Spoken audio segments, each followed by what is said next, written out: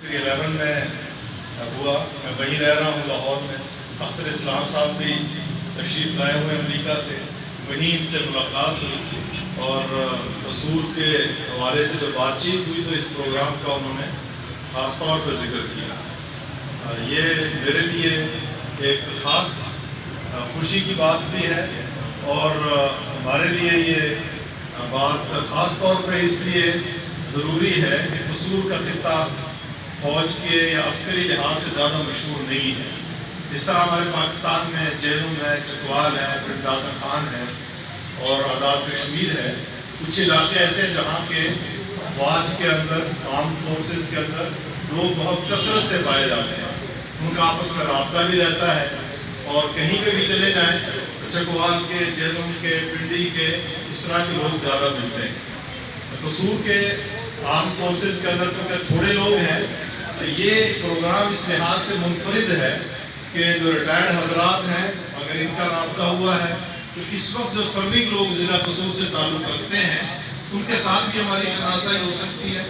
और जहाँ तक हमारे मुकर्रीन का ताल्लुक़ है जो इससे पहले तालीम की और सेहत के लिहाज से बात की है, मैं सिर्फ इतनी गुजारिश करूँगा कि हमें फौजियों को ये सहूलत CMH से हासिल है और कसूर उन अजला में है जो लाहौर के करीब है। तो आसानी के साथ जब भी CMH में जाना होता है, लोग बहुत दूर से, कई मरीज़ कंगनपुर से, कई मरीज़ इससे भी ज़्यादा इलाकों से, उगाड़ा से, साहिवाल से, या लाहौर में स्पेशलिस्ट के लिए दिखाने के लिए आते हैं। लेकिन कसूर में डिस्पेंसरी का क़याम और फौजी फाउंडेशन स्कूल का ये एक बहुत अच्छी सहूलत है। और इससे पहले वकास खुर्शीद साहब जो हमारे मेवात के एक शायर भी हैं, अदीब भी हैं और बहुत मारूफ शख्सियत हैं, किसी तारुफ के मोहताज नहीं, कमालुद्दीन का बाद सलार हुई, उनके ये नवासे हैं और ये अकेडमी चला रहे हैं।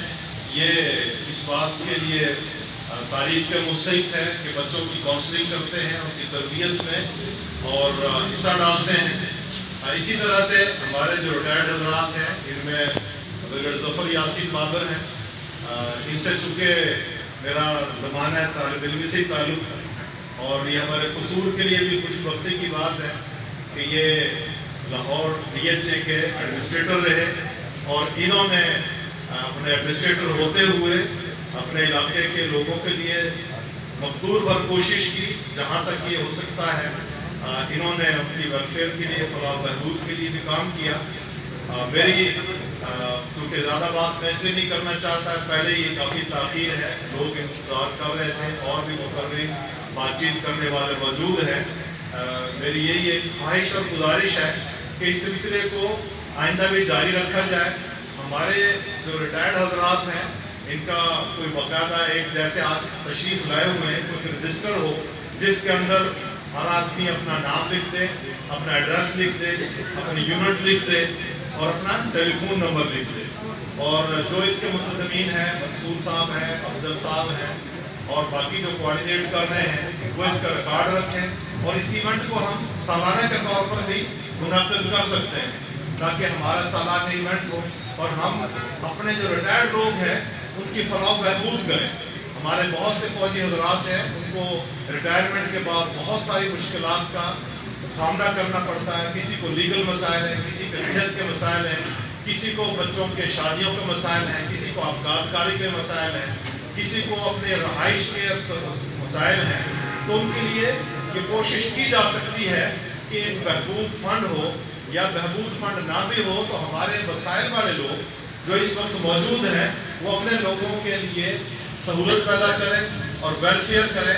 चूँकि इसका नाम जैसा कि लिखा हुआ है, ये retired arm forces welfare association है, तो तालीम और सेहत के अलावा भी, जैसे मंसूर साहब खुद लीगल एडवाइज़र भी हैं और भी हमारे मुतल्ला हज़रात हैं, इसके अलावा भी हमारे लोगों को जो मसाइल पेश आते रहते हैं, तो मेरी ये गुजारिश है मुंतज़मीन से कि वो उसके लिए कोई एक बाकायदा तरतीब दे दें, कोई इंतज़ामिया बना दें, ग्रुप बना दें। मैं अपने तौर पर जहाँ भी मैं समझता हूँ कि हम वेलफेयर कर सकते हैं अपने लोगों की, मेरी सारी खिदमत और सारे मशवरे, सारी सलाहियतें आप सब लोगों के लिए हाजिर हैं।